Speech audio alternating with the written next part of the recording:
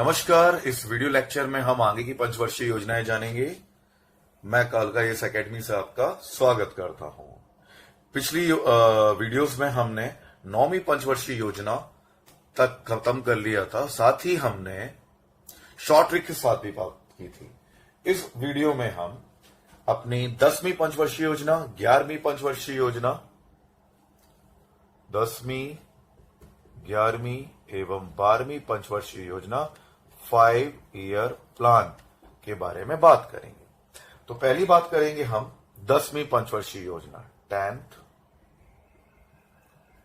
5 year plan. जो 10th 5 year plan है, basically इसकी शुरुआत 2007 तक मानी जाती है। इसका समय काल ये था। हम बताते हैं कि स्टार्टिंग में आपको पूरे पॉइंट्स हम लिखा देते हैं, व्यवस्थित तरीके के पॉइंट। तो पहला तो है ये मॉडल किस पे आधारित है, ये किस मॉडल पर आधारित है। ये है योजना आयोग का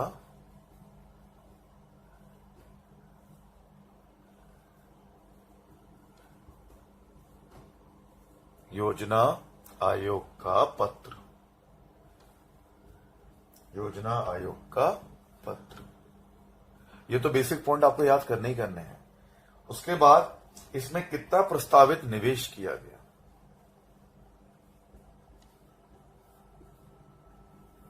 निवेश किया गया। इस वीडियो को आप बहुत ढंग से देखें, क्योंकि 10वीं, 11वीं, 12वीं से सबसे ज्यादा क्वेश्चन अभी तक आए हैं, मतलब पंचवर्षीय योजनाओं में से। तो कितना प्रस्तावित निवेश किया गया, तो वो था हमारा 1,5,9,2,3,0 15,92,300 प्रस्तावित निवेश रखा गया था। और हुआ कितना, वास्तविक कितना हुआ,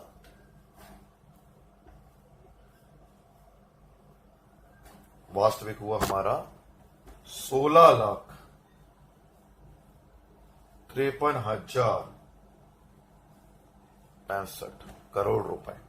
ये करोड़ों में है बात है। लक्ष्य दर था हमारा, जो लक्ष्य टारगेट हमने डिसाइड किया था, लक्षित ग्रोथ रेट, विकास दर, ग्रोथ रेट, वो था 8। और हमने प्राप्त कितना किया,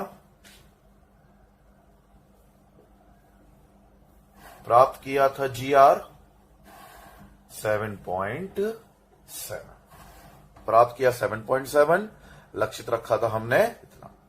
अब इसमें किस क्षेत्र पे प्राथमिकता किसमें दी गई थी, इसमें प्राथमिकता जो दी गई थी वो थी पहला, तो थोड़ा सा कैमरा घुमाया तो आपको दिखाई देगा। प्राथमिकता जो दी गई थी वो थी रोजगार,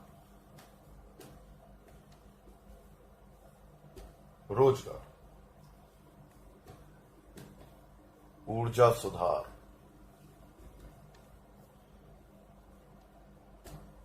सामाजिक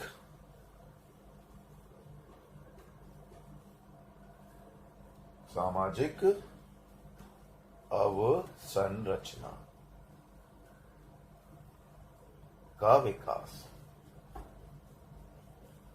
यह था हमारा प्राथमिकता क्षेत्र। तो ध्यान रखिए, मॉडल योजना आयोग का पत्र था, प्रस्तावित निवेश था 15,92,300, वास्तविक जो खर्चा हुआ वो था 16,53,065, लक्षित रखी थी 8% GDP ग्रोथ रेट, 8 GDP। प्राप्त कितनी हुई, 7.7। प्राथमिक क्षेत्र थे हमारे रोजगार, ऊर्जा, सामाजिक अवसंरचना का विकास। अब इस पंचवर्षीय योजना में हुआ क्या क्या, उस पर हम चर्चा करेंगे। इसके लिए हम इसे थोड़ा मिटा देते हैं, इसे हम मिटा देते हैं।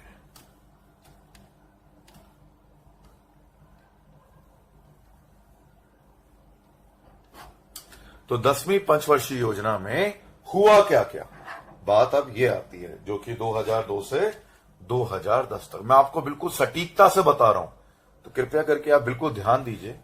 तो पहला पॉइंट, इसमें क्या क्या हुआ, प्रति जो लक्ष्य रखे थे नियोजन में बदलाव आया था। एक्चुअली क्या है, जो 10वीं पंचवर्षीय योजना के अंतर्गत एक बहुत सारे महत्वपूर्ण कदम उठाए गए, जिससे अर्थव्यवस्था में नियोजन की नीति में ही बदलाव आ गया।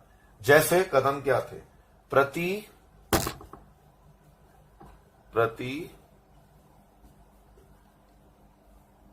जो व्यक्ति आय थी, प्रति व्यक्ति आय को लक्ष्य था इनका 10 वर्ष में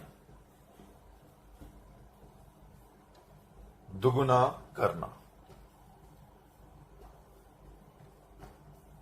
दूसरा, अगर हम बात करें, मैं बहुत सटीकता से आपको बता रहा हूं, 2007 तक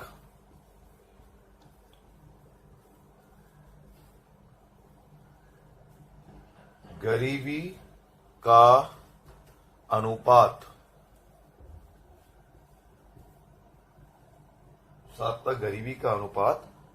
26%। पिछली बार कई क्वेश्चन आ रहे हैं इसमें से कि मृत्यु दर कितनी होगी, गरीबी का प्रतिशत कितना हो गया।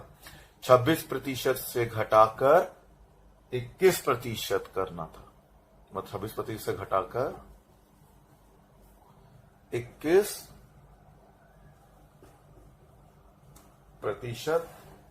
तथा 2012 तक ये गरीबी की जो दर थी वो 15% तक लाना था। समझ में आ रहा होगा आपको, अगर कैमरा घुमाता हूं, कि जो लक्ष्य रखा गया था 2007 तक 26% से घटाकर 21% गरीबी, और 2012 तक यही गरीबी को 15% तक लेकर आना था। ठीक है। इसके अलावा अगर हम और बात करें तो अगला पॉइंट, ये दूसरा पॉइंट था, ये तीसरा पॉइंट आपको दिख रहा होगा। तीसरा पॉइंट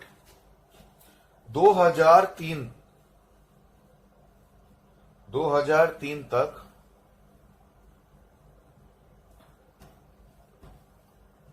सभी बच्चों को स्कूल में दाखिल कराना था। 2003 तक सभी बच्चों को स्कूलों में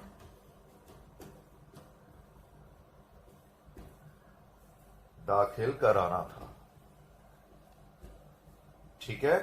और 2007 तक, ये बहुत इंपॉर्टेंट है, ध्यान रखना, किस पंचवर्षीय योजना में सभी बच्चों को स्कूल में दाखिल करने का लक्ष्य रखा गया था? 10वीं पंचवर्षीय योजना। क्वेश्चन इस प्रकार आते हैं, 2007 तक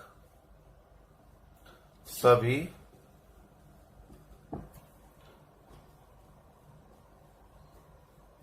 बच्चों की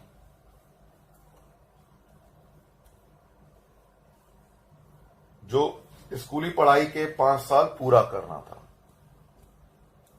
स्कूली पढ़ाई होती है ना, उनके 5 साल पूरा करना था। देखो, मैं आपको बता चुका हूं कि 10वीं पंचवर्षीय सबसे सफल पंचवर्षीय योजना मानी जाती है।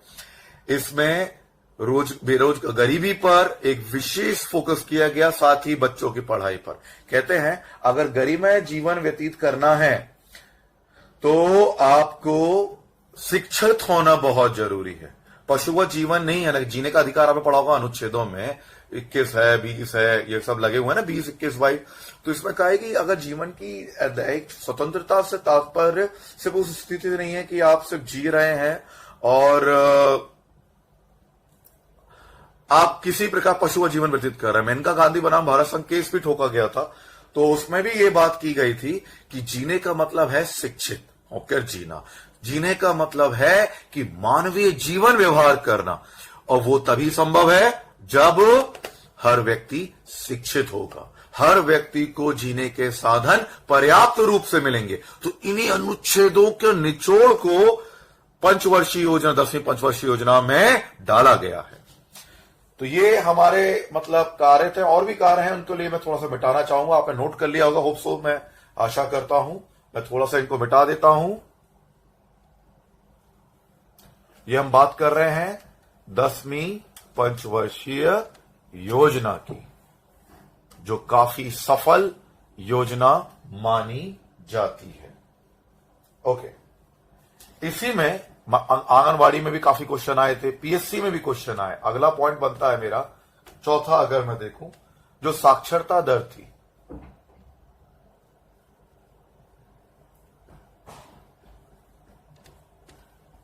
साक्षरता दर को बढ़ाना था, मतलब 2007 तक 75% तक लाना था। ये ध्यान रखिएगा, ये क्वेश्चन, साक्षरता दर को बढ़ा के 2007 तक 75% लाना था। एक क्वेश्चन आया था लास्ट टाइम, महिला पर्यवेक्षक में भी आया था, सुपरवाइजर एमपी में, और प्लस यूपीएससी का 2009 में भी क्वेश्चन आया था, ये अलग घूमा था, कि शिशु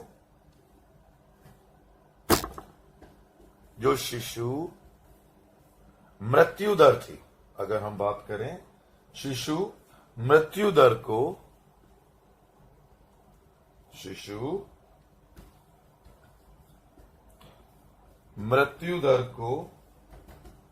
2007 तक ध्यान रखिएगा, शिशु मृत्यु दर को 2007 तक 45/1000 45/1000 और 2012 तक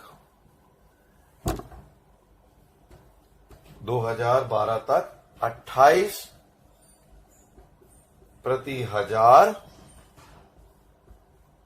लाना था।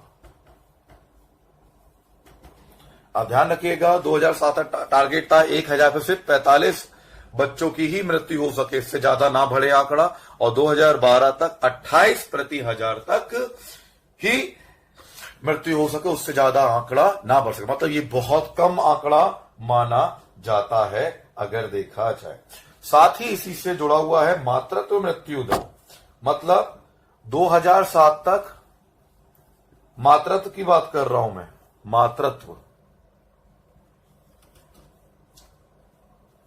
मां की, मातृत्व की जो मृत्यु दर रहे, मातृत्व, देखिए यहां पे थोड़ा मैं बता चुका हूं, मैं ये विस्तृत रूप से समझा रहा हूं। इसमें हमने शॉर्ट ट्रिक से आपको पिछले लेक्चर समझा चुके हैं, पूरी पंचवर्षीय योजना शॉर्ट ट्रिक से, तो इसमें विस्तृत रूप से जा रहे हैं। थोड़ा जगह कम है, इसलिए राइटिंग अच्छी नहीं आ पा रही है, तो इसके लिए मुझे खेद है।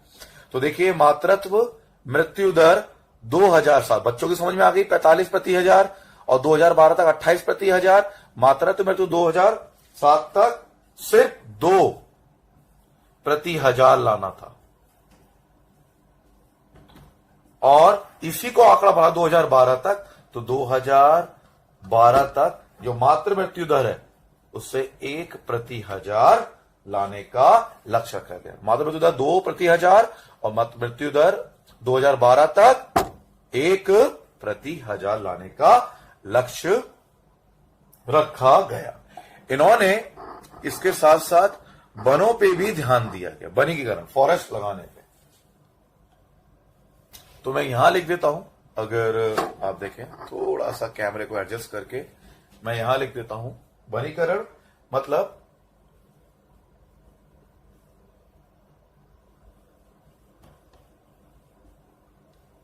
जो वनीकरण को 2007 तक 25%, 2007 तक 25% और 2012 तक 33% तक लाना था। यानी ये बहुत बड़ी पहल मानी जाती है, मतलब पर्यावरण से संबंधित वनीकरण 2007 तक 25% बढ़ाना था और 2012 तक 33% का लक्ष्य रखा गया। अगला और आखिरी इसका, इस योजना में कृषि क्षेत्र में लगभग 4% वार्षिक वृद्धि का लक्ष्य रखा गया।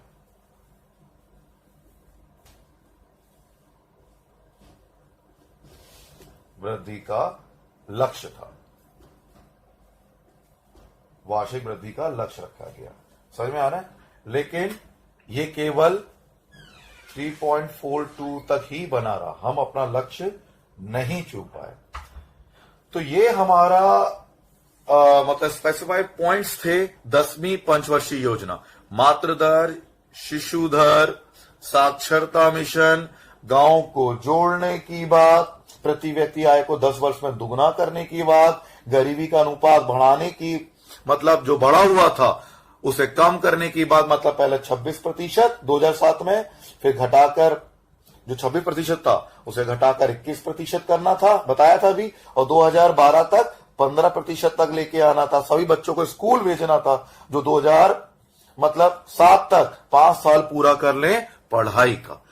दूसरा, उसके बाद फिर हमने बात की साक्षरता मिशन 75% तक लाना था, आपको दिख रहा है सामने।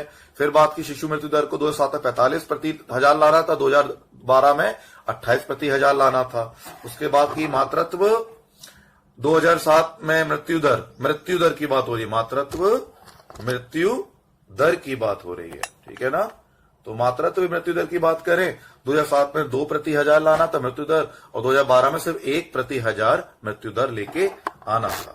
उसके साथ ही अगर हम बात करें फिर तो वनिकीकरण में अगर देखें हम तो 2007 में 25%, 2012 में 33% तक करना था। कृषि में 4% रखा था, लेकिन यही नहीं छू पाए। बाकी हमने सभी लक्ष्यों की ठीक से प्राप्ति की।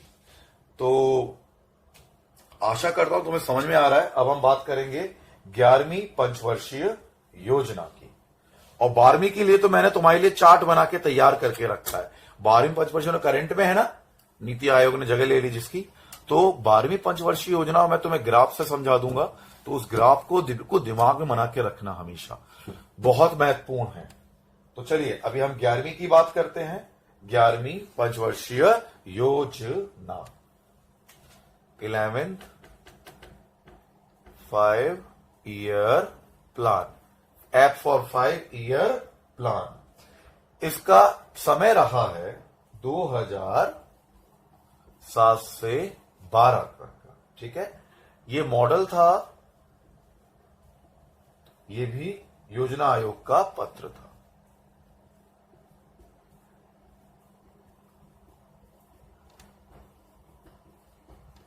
योजना आयोग का पत्र था, ठीक है।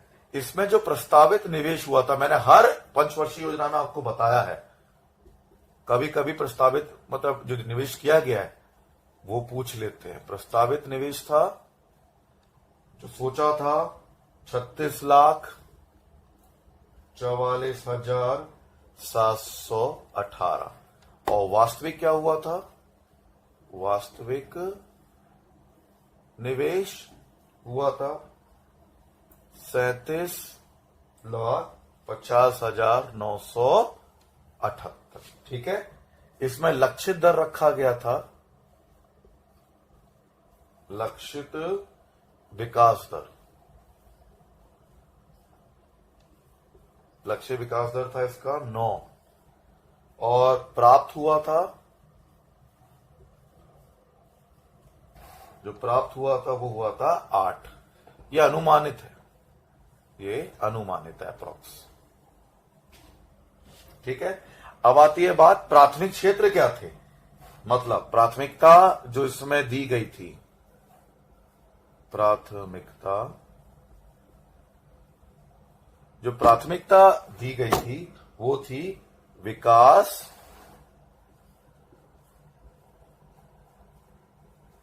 विकास को सर्व हितकारी,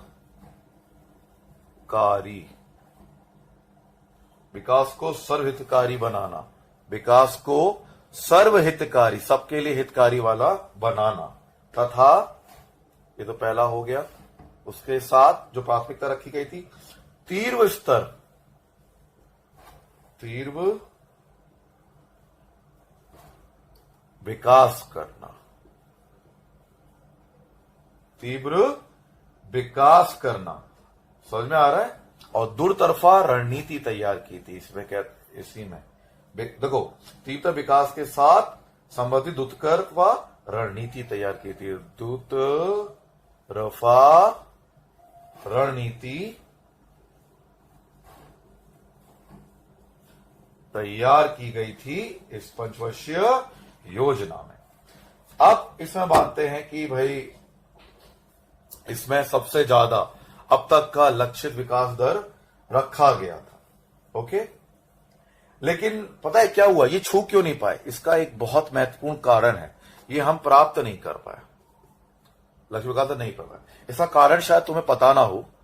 देखो ध्यान रखना कि मैं तुम्हें बहुत बारीकी से इस पे निगाह रखता हूं, तो ये हम क्यों नहीं प्राप्त कर पाए?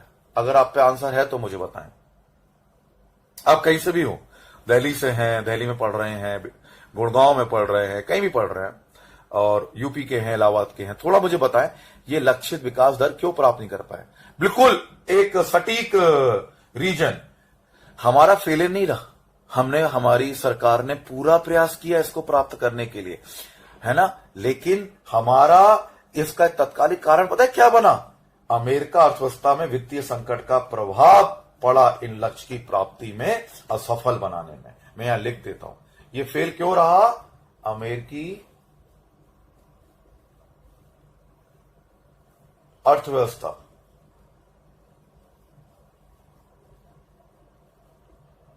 अमेरिकी अर्थव्यवस्था में वित्तीय संकट आ गया था।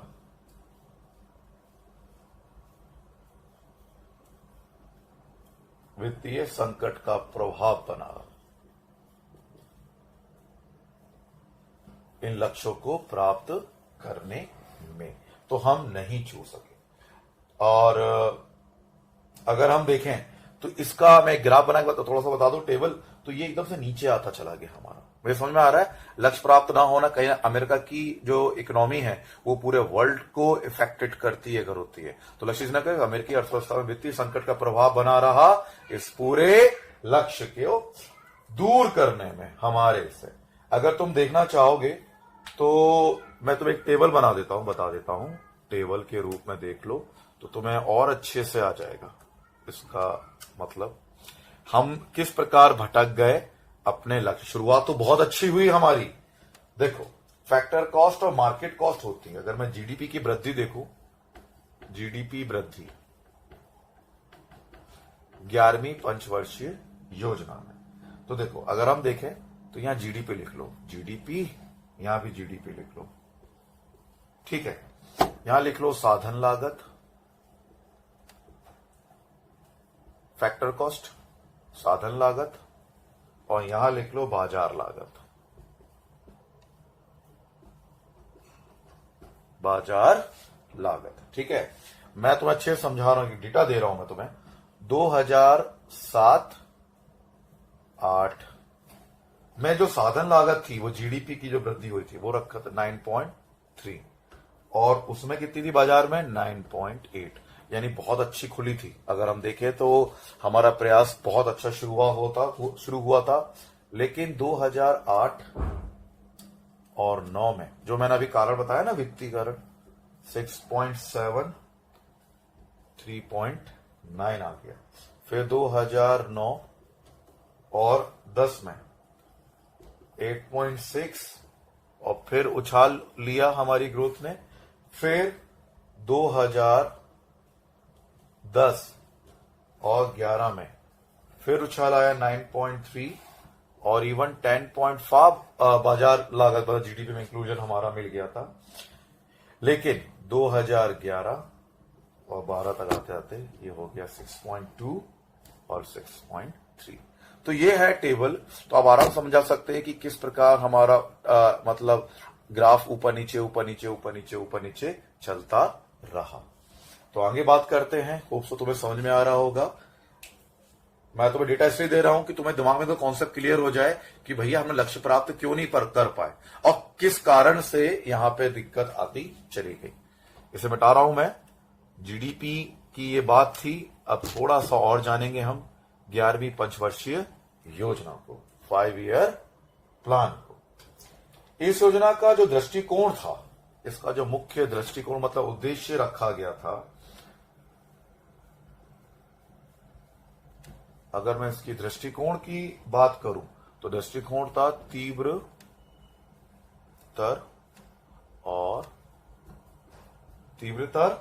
और अधिक समावेशी, तीव्रतर और अधिक समावेशी विकास, ये था इसका दृष्टिकोण। और हमने जो प्राप्त की थी, वृद्धि हुई थी 7.9 हुई थी, मैंने बता ही दिया था आपको। और रखा कितना था, 9% हमने रखा था। ठीक है, इसी में बुद्धिमान जो मतलब पूंजी उत्पाद अनुपात रहा था 4:1। चलो उतने की जाने की जरूरत नहीं है आपको। तो ये ओवरऑल हमारा 11वां प्लान था और मैं इसे समाप्त करूंगा। मैं तुम्हें समझा दी किस प्रकार था, किस जीडीपी का इसमें अंतर आता रहा और किस प्रकार इसमें वृद्धि होती चली गई। अगर मैं थोड़ा सा समझा दूं, लिखने की जरूरत नहीं है आपको, बस सुन लो कि जीडीपी के जो अनुपात में कृषि का जो औसतम वृद्धि रही थी, वो हमने लक्ष्य रखा था 4 का। मैं कृषि की बात करूं, जो कृषि की बात है, औसत वृद्धि का था 4 रखा था लक्ष्य, लेकिन जो प्राप्त हुआ था वो हुआ था 3.2%। अगर हम वही बात करें उद्योग मतलब उद्योग क्षेत्र में जो हमने प्राप्त किया, उद्योग क्षेत्र में जो हमने प्राप्त किया वो था 4.2%। और सेवा क्षेत्र, सर्विस सेक्टर, सेवा क्षेत्र की बात करें तो वो रहा हमारा समृद्धि विकास दर 9.1%। तो इतना आप कर लीजिए। तो ये हमारी 11वीं पंचवर्षीय योजना समाप्त होती है। अब आती है बहुत बहुत महत्वपूर्ण 12वीं पंचवर्षीय योजना। इसे मैं मिटा देता हूं। ठीक है, 12वीं पंचवर्षीय योजना। अब इसमें 12वीं पंचवर्षीय योजना में मैं पूरा ग्राफ बना के ज्यादा समझ में आएगा। 12th 5 year plan. ठीक है, कब से कब तक, 2012 से 2017। जिसे नीति आयोग ने इसकी जगह ले ली है वर्तमान में, तो 2012 से 17। अगर हमें इसको समझना है तो इसको क्यों ना चलो पहले तो हम मॉडल लिखेंगे जो भी रखा है। ये भी मॉडल है अपना योजना आयोग पत्र।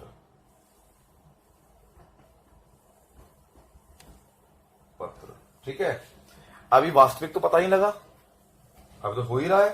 प्रस्तावित हम बता देते हैं आपको। जो प्रस्तावित लक्ष्य रखा गया निवेश, जो प्रस्तावित निवेश रखा गया वो था 76,807। ठीक है, देख ले जरा, 76,69,807। अभी वास्तविक तो पता नहीं भाई, रनिंग है ना, तो ये पता नहीं है वास्तविक कितना है। ये तो रनिंग में है, तो ये हमें पता ही नहीं है अभी कि वास्तविक है कितना, है ना। मैं थोड़ा सा इसे और कर लूं, कैमरे को एडजस्ट। तो वास्तविक तो पता नहीं है अभी हमें, तो मैंने यहां क्वेश्चन मार्क लगा दिया। ठीक है, लक्षित लक्ष्य है, जो ग्रोथ रेट है, टारगेट अभी प्राप्त नहीं हुआ है, टारगेट है 8। और इसके जो प्राथमिक क्षेत्र हैं जो माने जाते हैं, प्राथमिकता, जिसकी प्राथमिकता है, इस पर ये टारगेटेड कर रहे हैं, वो है संपोषणीय और अधिक समावेशी समृद्धि। त्वरित, संपोषणीय,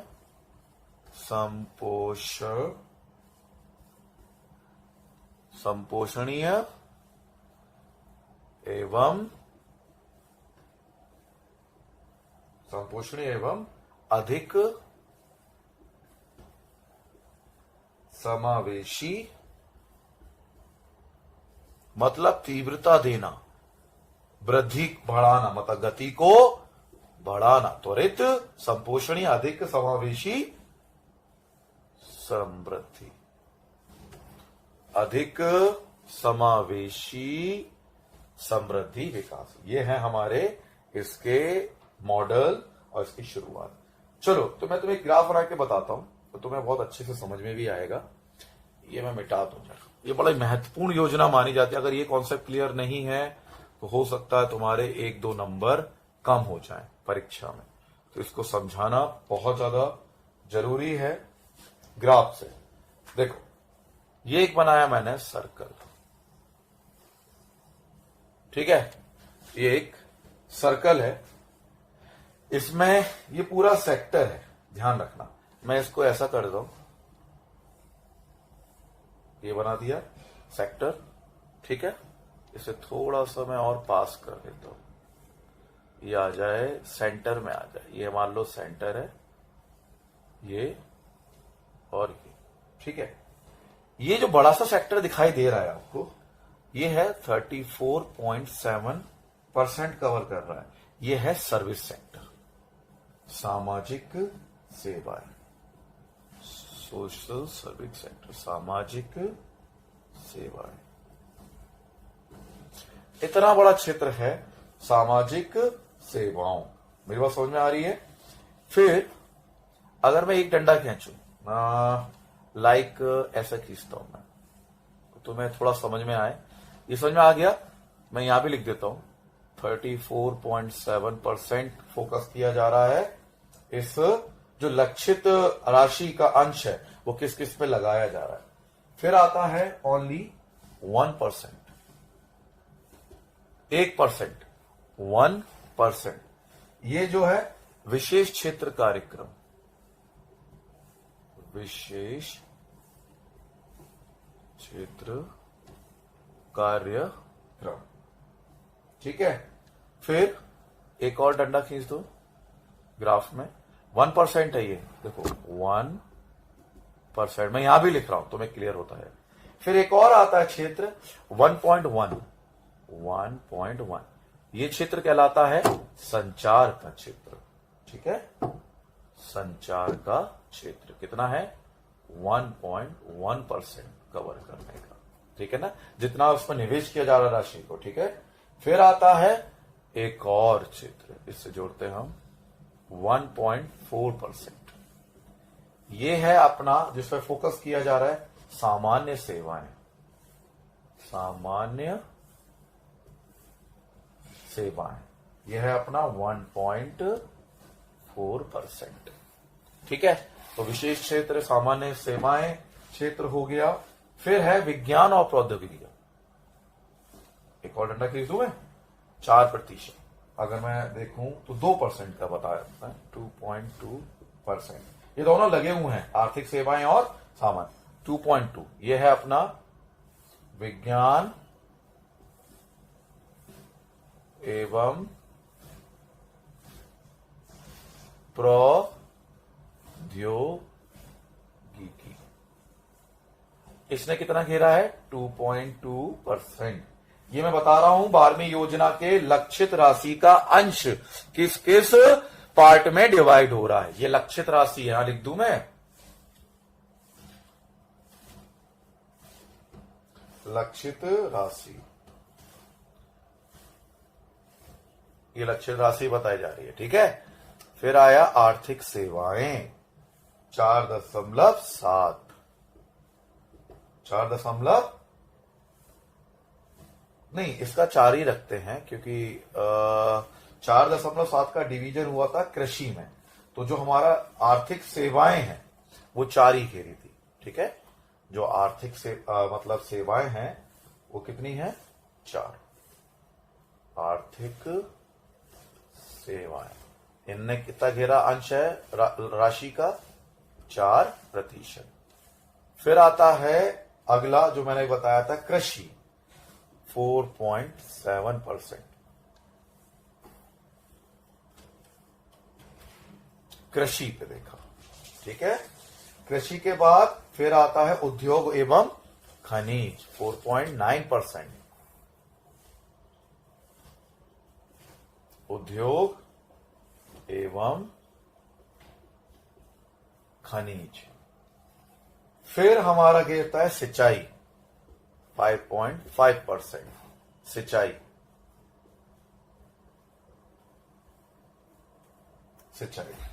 फिर वह है ग्रामीण विकास 6%। ग्रामीण विकास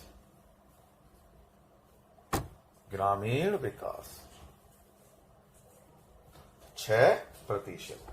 फिर आता है 15.7%।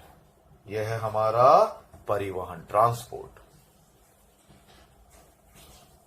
ठीक है। और ये बचा 18.8%। यह है ऊर्जा। ये मैंने आपको बहुत करंट डेटा दिए हैं, तो मैं आपको फिर से एक बार समझाना चाहूंगा। हमारा सबसे 34.7 सामाजिक सेवाओं पे पैसा लक्षित किया गया है। उसके बाद विशेष कार्यक्रम 1%, संचार 1.1, सामान्य सेवाएं 1.4, 2.2% विज्ञान एवं प्रौद्योगिकी। उसके बाद आर्थिक सेवाएं 4%। फिर कृषि मैं यहां भी लिख देता हूं 4.7%। देन उद्योग में कितना बताया था 4.9% उद्योग। फिर ये सिंचाई, इरिगेशन पे कितना था 5.5, ये लिखा है ना 5.5। फिर ग्रामीण विकास 6, 50 परिवहन 15.7, 18.8। तो तुम्हें याद रहेगा, इसलिए मैंने बताया है कि तुम्हें ग्राफिक याद रहेंगे किस क्षेत्र में कितना रहा, तो किसकी क्षेत्र की ज्यादा प्राथमिकता दी जा रही है 12वीं पंचवर्षीय योजना में, उस पर उतना ही ज्यादा विकास की संभावना है, लक्षित किया जा रहा है। ओके, तो मैं इस ग्राफ को होप से तुम समझ में आ रहा होगा। मैं ग्राफ मैं इसको मिटा रहा हूं। अब हम आगे जानते हैं 12वीं पंचवर्षीय योजना के बारे में। तो ये ग्राफ में पूरा गिवन था पंचवर्षीय योजनाओं को समझाया गया 12वीं को किस क्षेत्र में कितना क्या होता है। ग्राफ से देखने जल्दी समझ में आता है। अगर हम कोई चीज समझ रहे हैं तो ग्राफ को अगर देखेंगे तो हम जल्दी एक्सेप्ट करेंगे। चलिए, तो इसके बारे में बात करते हैं हम। जो 12वीं पंचवर्षीय योजना को दिसंबर 2012 की अगर बात करूं मैं, राष्ट्रीय विकास परिषद द्वारा स्वीकृति प्रदान की गई थी। कब की गई थी? एनडीसी, नेशनल डेवलपमेंट काउंसिल, मतलब राष्ट्रीय विकास, ये तो मालूम है ना 6 अगस्त 1952 बना था। राष्ट्रीय विकास परिषद द्वारा स्वीकृति प्रदान मिली थी, की गई थी, परमिशन दी गई थी, स्वीकृति मिली, स्वीकृति प्राप्त हुई है, लिख लो आप, स्वीकृति मिली थी, ठीक है ना। इस योजना का जो केंद्र बिंदु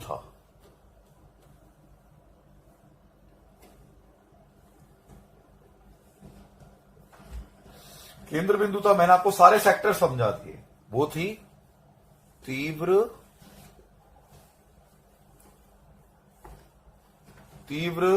धारणीय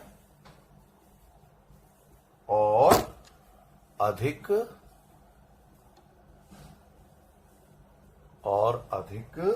समावेशी विकास।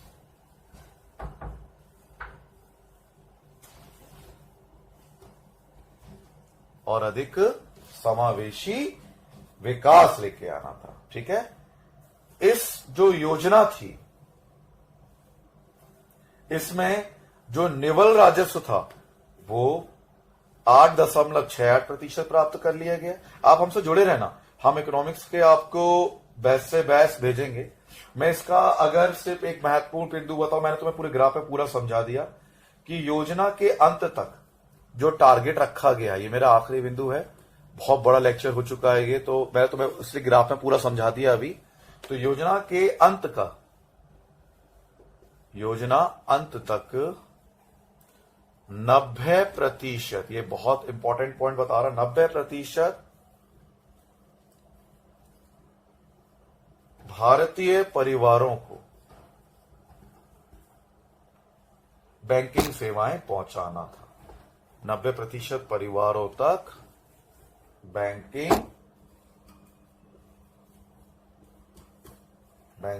सेवाएं पहुंचाना था। तो ये आपको, उम्मीद करता हूं कि आपको सारी पंचवर्षीय योजना अच्छे समझ में आई होगी। हमने शॉर्ट ट्रिक भी बताई और जितना हो सकता था हमने उसको डिटेल बताई इस वीडियो लेक्चर के थ्रू। आप हमसे जुड़े रहें, हमें सब्सक्राइब जरूर करें।